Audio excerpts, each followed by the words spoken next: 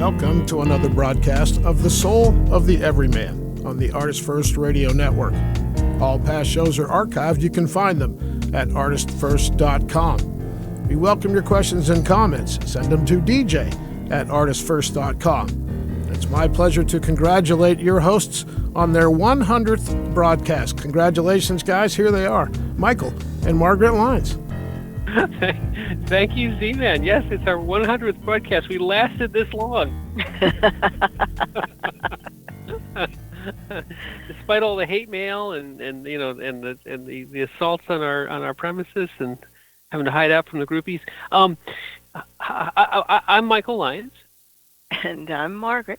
And welcome to the Soul of the Everyman, our special 100th episode. It's not really our 100th show because we have had a couple of reruns. So if you guys are keeping score at home, the 100th show will actually be right around our 2-year anniversary in about a month or so. Right. But, you have to mark these, I guess, significant milestones. Yes. Right. So you've endured us for 100 episodes. And here we go again. It's like it's unstoppable. And folks, you know what they say, God never gives you more than you can handle. Oh my!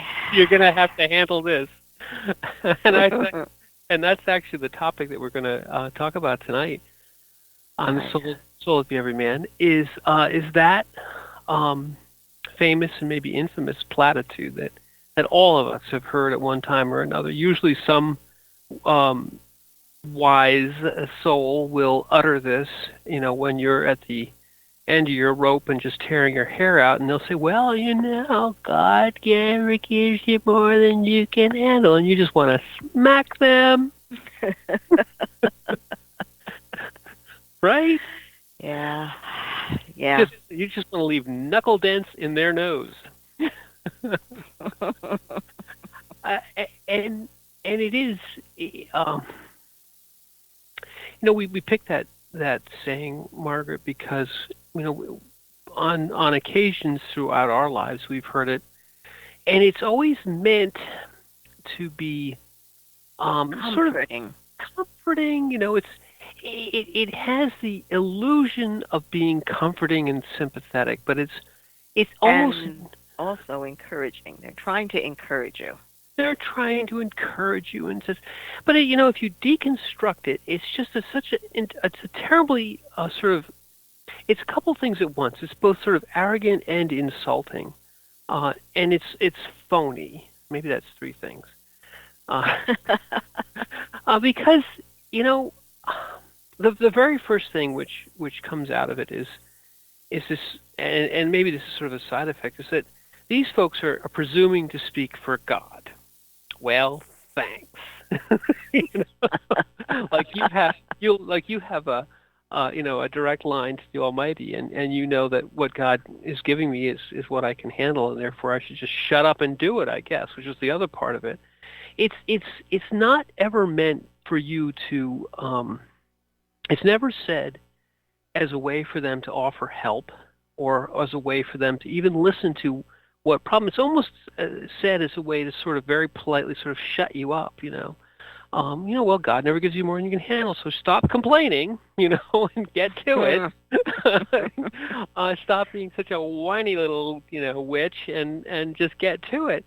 And that's why it sort of evokes this reaction of, well, aren't you special that you know all about what I'm going through, and that I should have enough resources to handle it.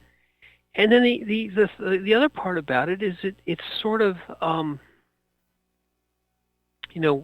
it's never it's sort of counterintuitive. What they are trying to do is encourage you. They're trying to say, well, you can do this. In its best reading, it's kind of a right. This is something that I know that a lot of social workers would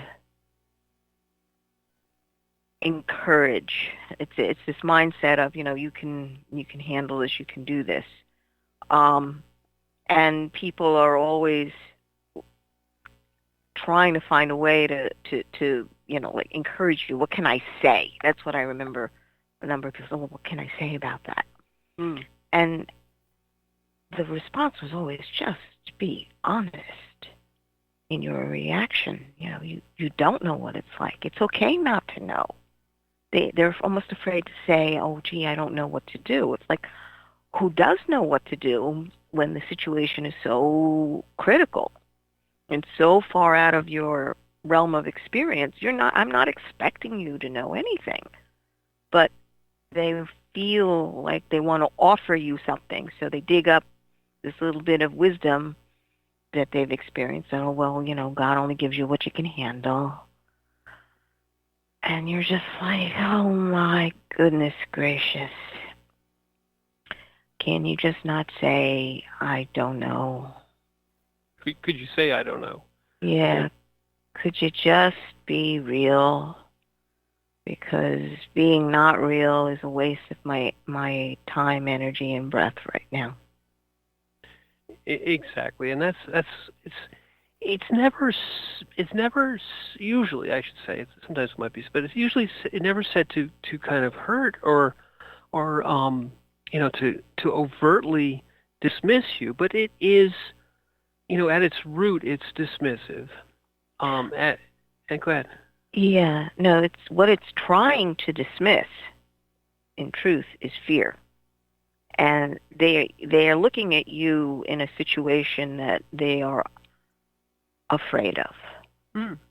They just, I would never want that happening to me. Why is that happening to you? Oh, well, God only gives you what you can handle. Yes, exactly. And you're sitting there going, do you have any idea what you're saying to me at all?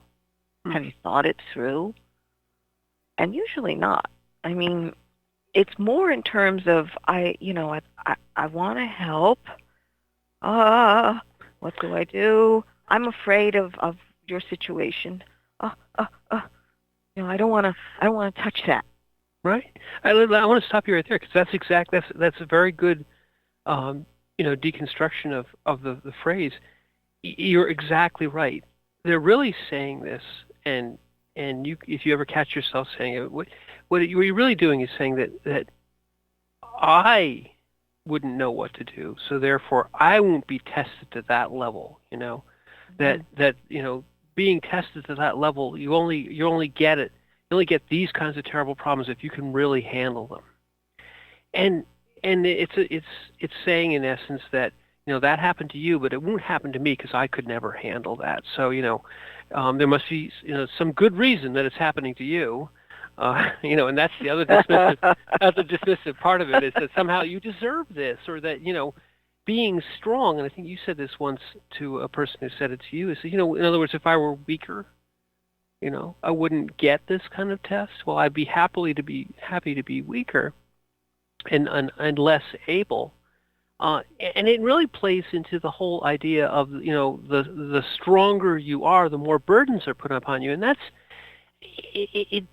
it is patently false, and it's insulting. Well, it's how do I say this? The mindset. It just brings back vividly that conversation I had with someone who was visiting and wanted to help in some way. And I was in the midst of a pediatric cancer ward, dealing with the impossibilities that you've got to deal with there. And something had happened for Chris's treatment, and I was being exasperated because it's like protocol is such. Hospital wants us to do this. This is not what we want to do right now. And the person was just, how could this be happening to someone that I know? So they turned to me and said, God only gives you what you can handle. In other words, you can handle this. You really can handle this. Trying to be encouraging on the best reading of it. Right. And I just looked at her and said, so you mean that if I was weaker, I wouldn't have to deal with this?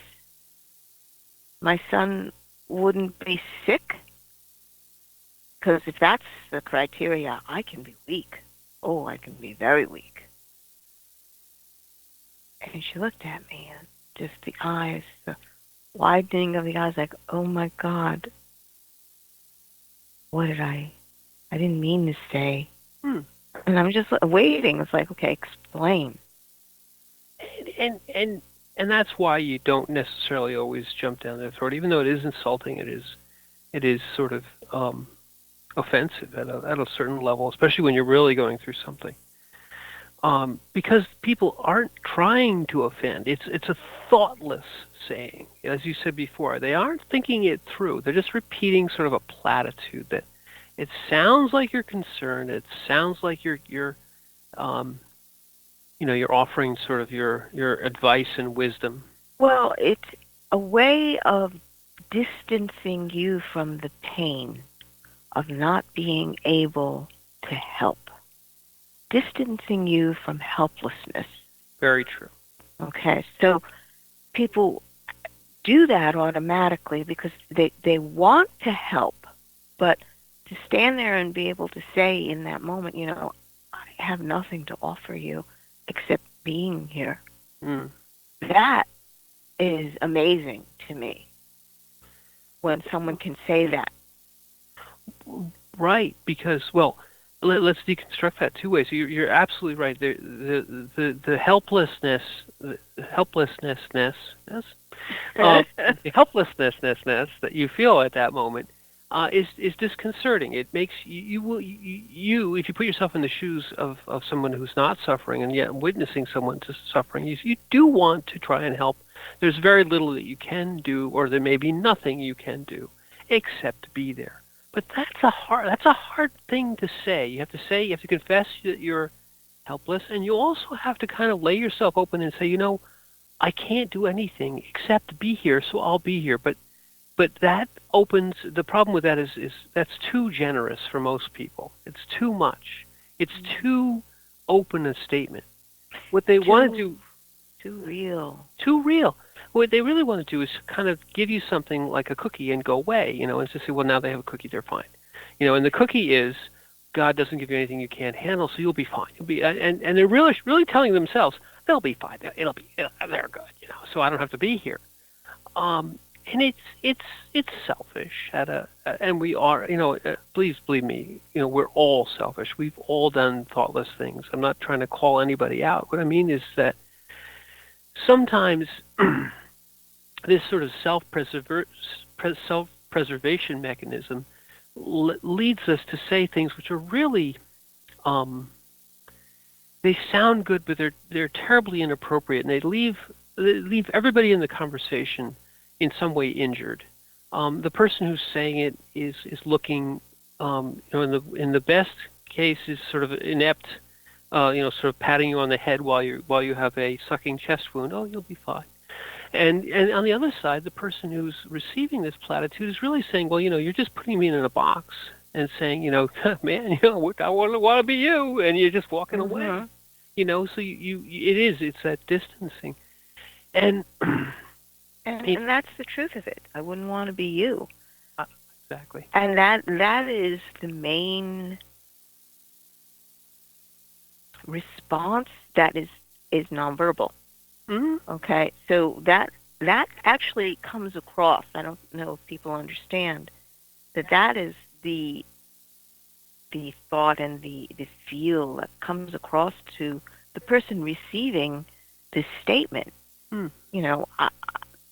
Thank God it's not me. It's a rejection wrapped up in a pretty bow. It's a, gosh, I'm glad I'm not you, but I'll tie a nice pretty bow on it and then I'll run away quickly. And we have to be honest. You mentioned it right in the beginning. You have to be more honest. When you see someone else's pain, there is a depth of response in most people. You see the suffering. It could happen to you, and then the fear rises. Right. And the automatic response is to say to the sufferer, "Oh, you'll be okay. You got this." Oh my God. You got this. You're good. And then you want to run away. And And the "you got this" part of this is really just saying, I don't want to get too close because then it might, the lightning might hit twice, and then Right. I'll get it too. Right. Almost a contagion. It's almost like contagion. And when you see someone suffering, there's a tendency. There's this precipice. You could fall into it with them and really, put your efforts to helping them. But then you're suffering, and you got to be ready for that.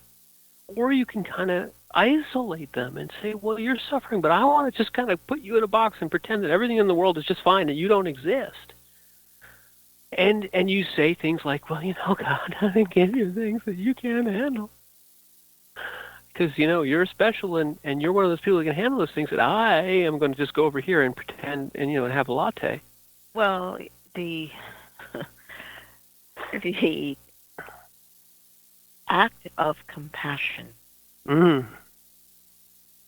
Very different from the act of sympathy. Right. When you are faced with something like that, you choose between sympathy and compassion. Most people don't want to, they're like, well, that's unkind. I don't want to be unkind. Exactly. So I can do the sympathy. I will be sympathetic, but compassion and well, I want to be compassionate. It's like, no, you don't understand. Compassion means with passion, with burning. When you are compassionate to another, you understand that there is a level of burning in your heart that you don't want someone else to feel. But if they are in it, you enter into that reality of the burning. But and I think you again kind of deconstruct this a little bit. People conflate the two. Mm-hmm. People say, well, you have to choose. You just said it. To choose between sympathy and compassion. People are out there going right now. I'm saying those are the same thing. Well, they are similar, but you pegged it, Margaret. What the difference is that compassion, at its very root, really means that you put yourself into the same place as the sufferer, and you have to suffer with them. When you have compassion, your heart and the heart of the person who is going under the trial become one, and you are now also in the trial, and that's why it's so scary. Sympathy, on the other hand, is really the sentiment of sympathy is, as we said before, gee, that's terrible. I wouldn't want to be you. Let me run away quick. That's sympathy. Sympathy is, oh, so sorry you're you. Bye. So, it's not that people shouldn't be sympathetic. You should be. And you can't, God, you cannot be compassionate with everybody because you would just burst into flames. Because there's a lot of suffering in the world. Okay? Yeah. No, this is true. You gotta pick your battles here, people. Do not try to be compassionate with everybody because then, you've heard of spontaneous human combustion. That's how it happens. But it's not all the other stuff. It's that, But no, I mean, people, we use this example. We said Mother Teresa.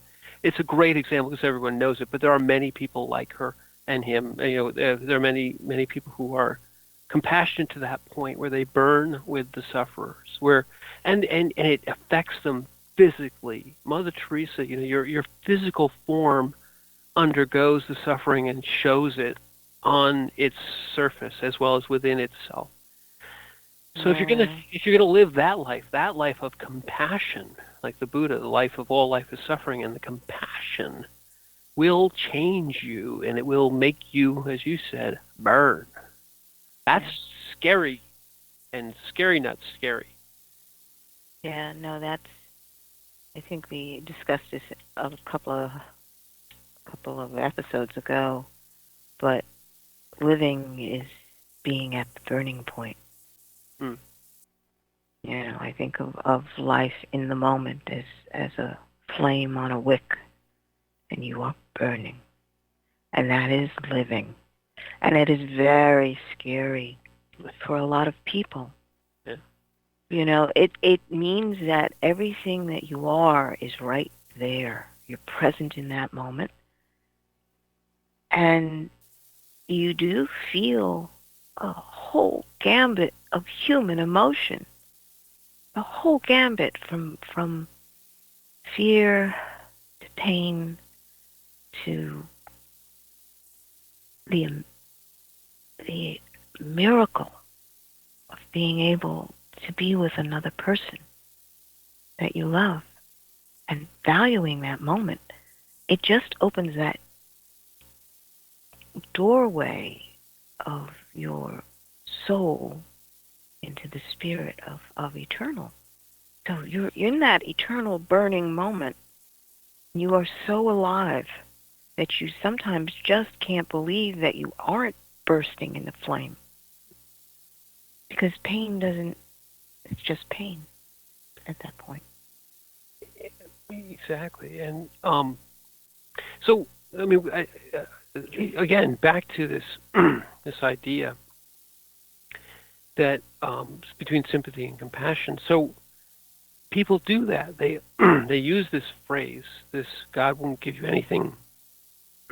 Excuse me. God won't give you anything that you can't handle, or God never gives you anything that you can't handle. Uh, as this, as a way of being sympathetic and taking themselves back from this burning point. Now, it's in some ways foolish because and in a couple of ways foolish.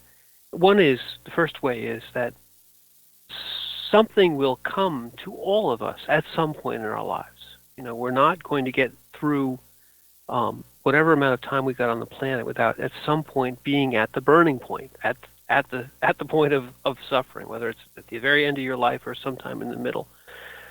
So when you have the opportunity to help someone else for a small period of time where you're not really suffering, you're just helping them at that moment, you can learn something about yourself, and you can learn something about how to face these moments that are going to come eventually.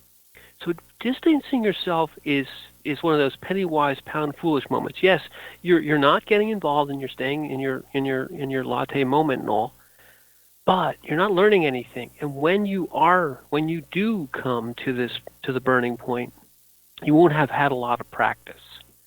And the other thing that's sort of the opportunity missed is, in compassion, as you said, you become greater. You grow. You touch spirit.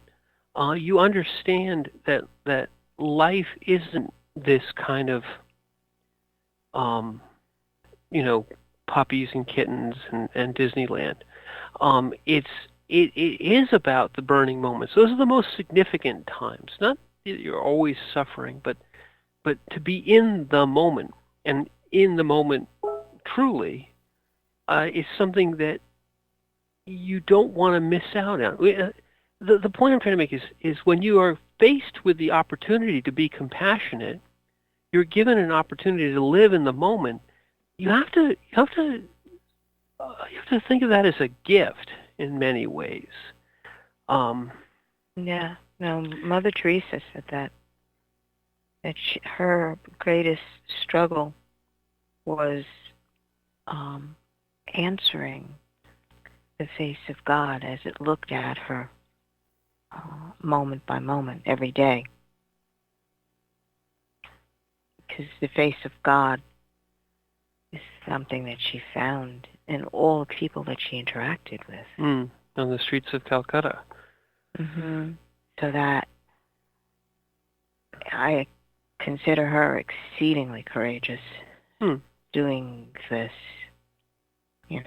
looking into the face of all types of need. And yet people would say, well, God never gave her anything she couldn't handle. And you just want to slap them. What I always found interesting was, she had heart problems later on. And all the nuns with her, whenever she was in the hospital, they would just start praying to God, no, don't take Mother from us right now. We've got to save. How many times was she saving orphans in the midst of war zones? And for some reason a ceasefire would happen and she would be able to go in and rescue the children. And as soon as they were all safe, and suddenly, they would all start up again. But they would always be praying her back and getting her heart working again. Yeah. And I think of all the heartbreak that she was witnessing to. And that's the other thing we probably should begin to talk about is witnessing. Well, actually, we can talk about it right now because that's what we're really when you say to somebody, you use the trite phrase, God never gives you anything that you can't handle. You're walking away. If you eschew that, you do have to witness. You said it earlier on in the conversation that really you have no ability to help except through just being there. In essence, and just being a witness, and in essence, offering your humanity as a support to the current person's suffering. It helps. It's an undefinable help. You're not able to cure them or somehow relieve whatever the burden is or magically make anything go away. But the mere presence of another human being as witness provides an immeasurable amount of support because you're reconnecting them to the whole. You're a person who is not currently suffering. You're not forced into this isolation, this place of burning. But you're coming in and putting your figurative hand out there and saying, I'm with you. We, all of us, are with you anyway, even in this point, because this is part of life too. What you're going through is part of life too. So the witness of suffering validates it and also provides an essential component of connection. And then what do you do for that person by witnessing? You also have to tell their story again. We witnessed Christopher's suffering, and then we told his story. Many years later, we told his story. Well, that is a completion of that cycle. You witness, and then you have to bear witness. Mm-hmm. You have to go through it with these people, and then to complete the cycle, you have to be able to tell what they went through as a witness to their struggle, because it adds to the whole, the whole body of what we are, of humanity. So bearing witness is so essential, because without it, you are alone, you're isolated, and though you suffer, it does not connect back to those who are still here. It connects the other way, sure, but the back connection is very important. The witness is so important there. Mm-hmm. That is the core of our humanity and who we are down here.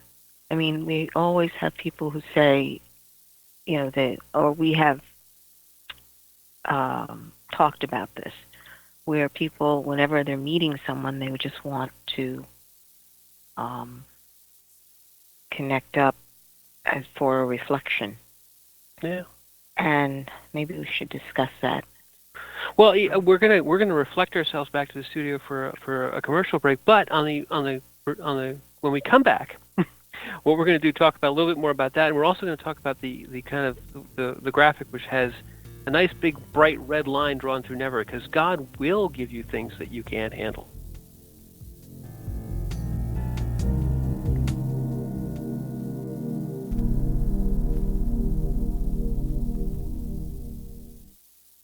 Rick Riordan fans, love mythology with plenty of action and humor? Destroyer's Blood is for you. The new fantasy novel by award-winning author Michael Lynes is book 1 of the adventures of Dev Kalian, the Blood series. Follow Dev and his magic sword betrayer as they are suddenly attacked and forced to return to Olympus to fight in a war they want no part in. The world of men and gods is about to be destroyed by Zeus's ancient foe, and only Dev and Trey can stop him. The conflict never stops, and the amazing twist will have you on the edge of your seat. Act now while the ebook is on sale for only 99 cents. Destroyer's Blood is available on Amazon.com, Barnes & Noble, iTunes, Kobo, and fine e-tailers everywhere. And while you're there, get the free prequel, It's in the Blood, available for a limited time. The Timeless Esoterica radio program with Dr. Bruce is broadcast on the fourth Monday of every month at 8 p.m. Pacific, 11 p.m. Eastern on ArtistFirst.com. We explore topics including the paranormal, alien life, mysteries, conspiracies, hidden history, oddities, and much more. Each show will feature a special guest with exciting and thought-provoking discussion. Always keep an open mind, an open heart, live forever, and remember Dr. Bruce believes in you.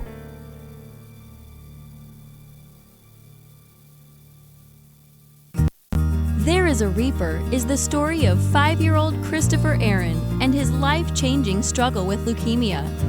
Winner of both the Indie Bragg Medallion as well as the reader's favorite silver medal for memoir, There is a Reaper has more than 100 Amazon book reviews and a 5-star rating.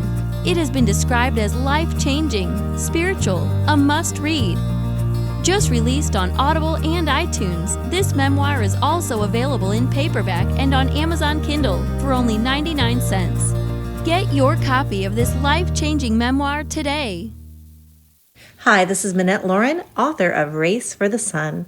Do you believe in guardian angels? Check out Book 1 of my Soul Watcher series. It can be found on Amazon.com or anywhere fine books are sold. Go to www.minettelauren.com and you are listening to the ArtistFirst Radio Network.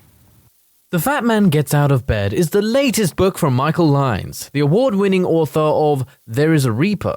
Featuring 13 original stories, this wide-ranging collection has everything. Forbidden love, gods versus demigods, weird invading aliens, sexy seductive artificial intelligence, and unusual passion between the living and the dead. All set amidst fantastic worlds of pain and loss and boundless joy. From the sublime to the macabre to the bittersweet, The Fat Man Gets Out of Bed will leave you breathless with laughter, brimming with tears, trembling with suspense. Available now on Amazon.com, Google Play, iTunes, Kobo, and fine e-tailers everywhere.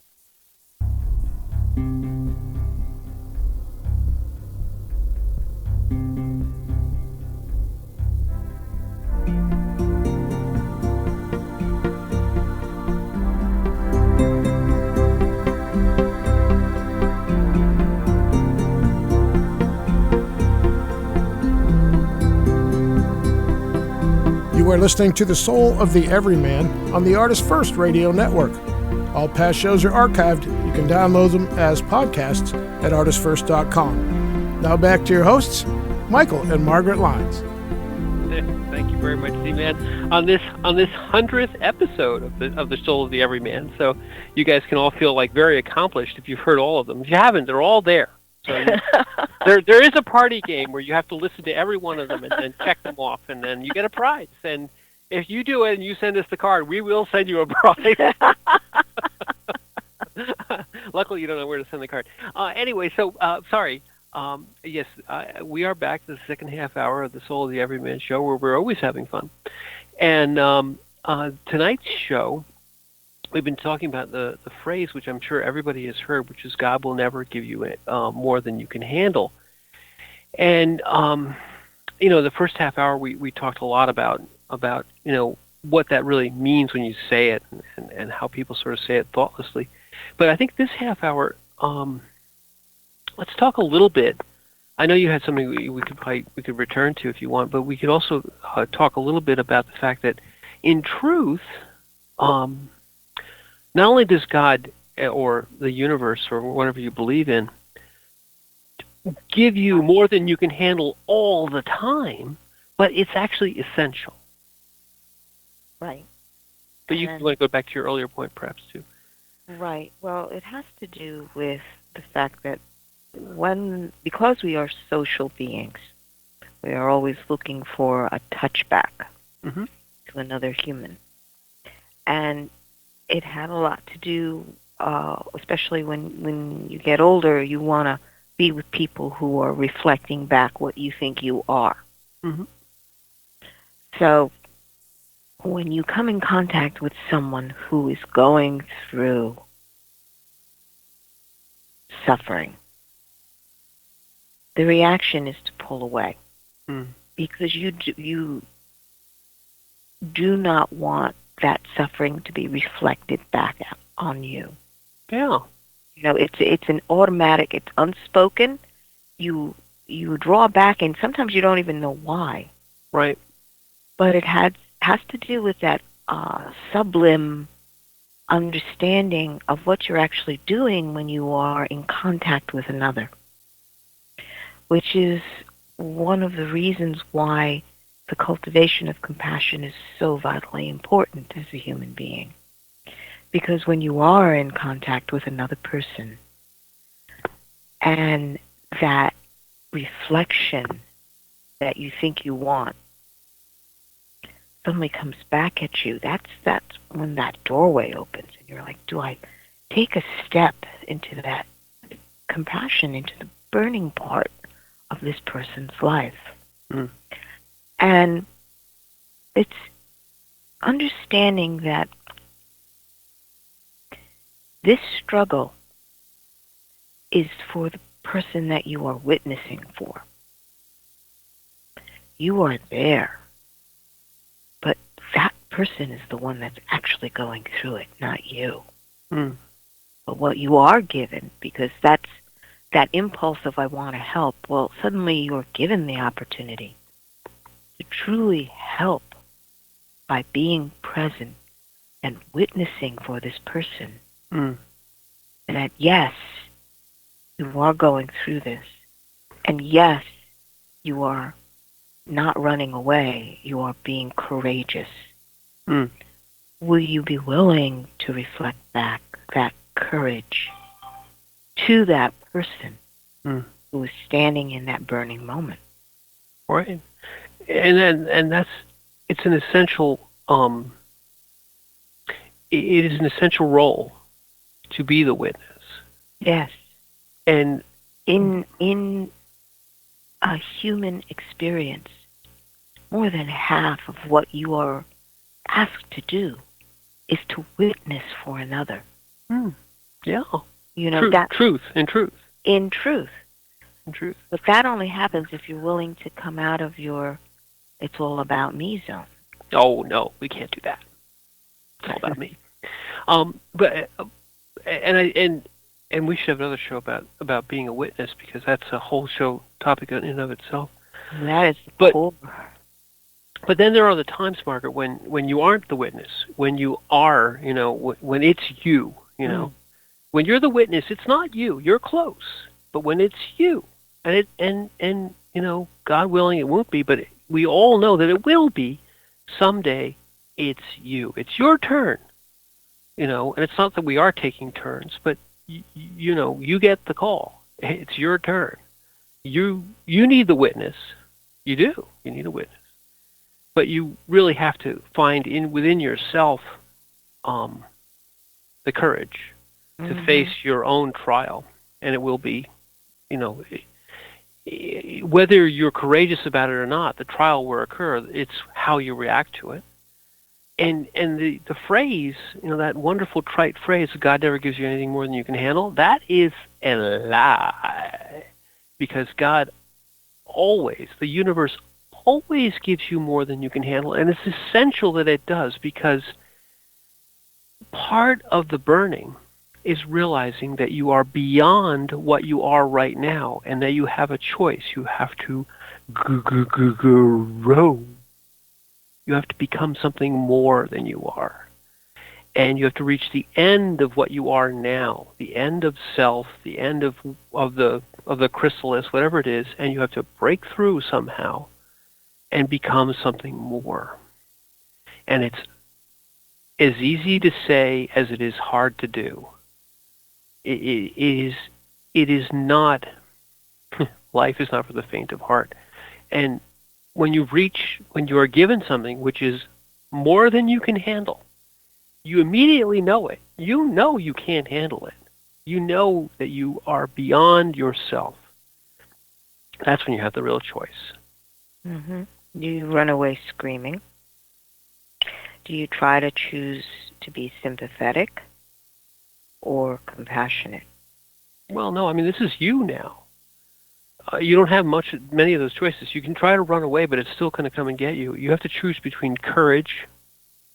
Right, but my point is the mind will try to assert itself, or rather the reasoning part of you, your ego part, will try to control the situation somehow and will distract you by saying, well, somebody's got to be to blame for this. Someone else is, this is, instead of realizing that you are in a situation that you're being required to be completely present and walk through. Mm. And you're trying to find someone to put it off on. It's like, this is not going to work because it's still going to come back to you. When it's you, it's you. Yeah. So when the reality of the fact that you are walking through your burning point comes to you, do you participate in it? Or do you try to distance yourself and miss the opportunity to find that core, essential spark that you are, this courage, the spirit that you are, that goes past all limitations? Are you willing to touch into that? Because it's going to be outside the bounds of what you know and what you think and even what you feel. Yeah. It truly is, as you said, or one of us said, you reach the end of self. You reach the end of identity. You reach the end of who you think you are. Right. This is who you think you are, how you've defined yourself on the outside. The chosen mirrors and relationships that you've woven together, and you're saying, well, this is who I am. And then you come to a point where life will take you outside the bounds of what you think and what you've put your hand to. Mm. And say, okay, you're still alive. You're still breathing. How is that possible? Yeah. And I can, even with just talking about it, you can hear folks saying, well, that's not going to happen. God will never give me anything that I can't handle. And it won't change me. I'll be the same person. And those are wonderful conceits that we really would love to be true, We would love that the fact, if it were truly the thing that God would never give us anything that we could handle, we'd never have to really grow, because we already have everything. What that means, the phrase means, is that you never have to change, because you can already handle everything that's being given to you. It might be a little inconvenient, but it's okay. I can handle this. I'm good. In fact, we are constantly throughout our lives, to the point where our lives end, given things that we can't handle. Yes. And what we have to develop is the courage to say two things. I don't know, and I will open myself to grow and to change and to try to handle this, to become. Well, it's the acknowledgement of I don't know, and because I don't know, I am going to need strength and courage to walk through this. Because without that strength and courage, I am just in a heap on the floor. Mm-hmm. And that is a conscious decision, to embrace the courage and the strength. Because some people like being in a heap on the floor. They won't be held responsible for anything if oh, you poor thing, that's just too much for you. Yes. Yes, because, well, you can collapse and give in. It won't change your fate, but it changes, if you look at yourself as something which is developing into something greater, you don't develop into something greater by collapsing. You, in fact, can end up, in essence, running away, and that can be running away into painkillers. It can be running away, truly trying to physically run away from the situation, whatever it is. It isn't always existential. You're not always going to die, but it's something which is beyond what your comfort zone is, outside of where you think you are, what you think you can do. It can be a huge opportunity that you don't think you can do, so you run away screaming. It's not always bad things. Maybe that's the other thing is when you say God is going to give you things that you can't handle, it could be success. It could be success beyond your wildest dreams. It's true. That's and true. People think, well, wow, success beyond my wildest dreams. Well, that requires you to change and to grow. You can't be the same person who can, who can sell 3 boxes of whatever a day and be comfortable. And then somebody says, well, you know what? I'd like to have 10,000 boxes a day. Can you do that? And you go, and you're right there. I don't think I know how to do 10,000 of these things a day. And I'll give you $1 million a week. Oh, success beyond my wildest dreams. But God, you will have to change. It'll be very hard. So it isn't always that you're going to die. It's the point is that you must be given things which are beyond your ability to handle, so that you can grow. You must find it in your heart. Where does courage come from? Everyone's seen The Wizard of Oz. Courage. What makes a muskrat defend his musk? Okay, it comes from the heart. The heart is the source of courage. Now, it's not, the organ that's pumping the blood in your body, okay? The heart chakra, the heart energy, is where courage comes from, and where you will live in the burning and find the energy will be from the heart. It won't come from the power. It won't come from all the other things. It comes from the heart. It comes from courage. It comes from love. It comes from love. Because when you love so deeply, you will forego anything. It doesn't matter. Yes, it's going to hurt.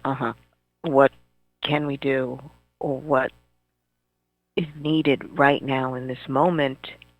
Because I know that I cannot handle it mentally. I have no solution. There's nothing that I can do to solve this problem. I cannot heal my child. I know that. I need help. And the prayer and that's the interesting thing, on the pediatric cancer wards, the mothers are all praying. Okay? Well, yeah. Because we're like, okay, we are here in this burning moment. It's about our child. It's not about us. We would only be too glad to switch places. Yeah, my life for theirs. Gladly. But that is not in our purvey. It's not our ability. So what are you left with? You are left with this very uncomfortable reality. You are helpless in this moment to help someone that you love with everything in you. What do? How are you going to go on? Are you going to fall into a basket? Or are you going to stand and open your heart to receive the courage and the strength you need in this moment, so that you are there for your child, moment to moment to moment? Yeah.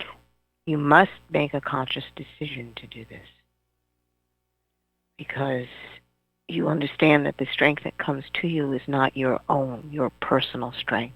You're already way past your personal abilities. You acknowledge that. Right. You acknowledge it. It's like, all right, Lord, I am here. Yeah.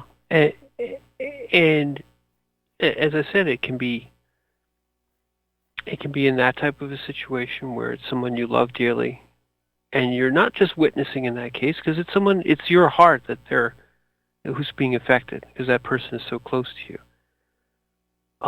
It can be any situation, any part of your life where you reach the end of self requires an act of courage to continue on. And even at the part of your life, the end of your life, when you're not going to continue on, the act of courage is to face that end, whatever it is, because it's not, everyone says, oh, if I would just die in my sleep and everything would be wonderful. No, generally speaking, that doesn't happen. You have a process that you have to go through.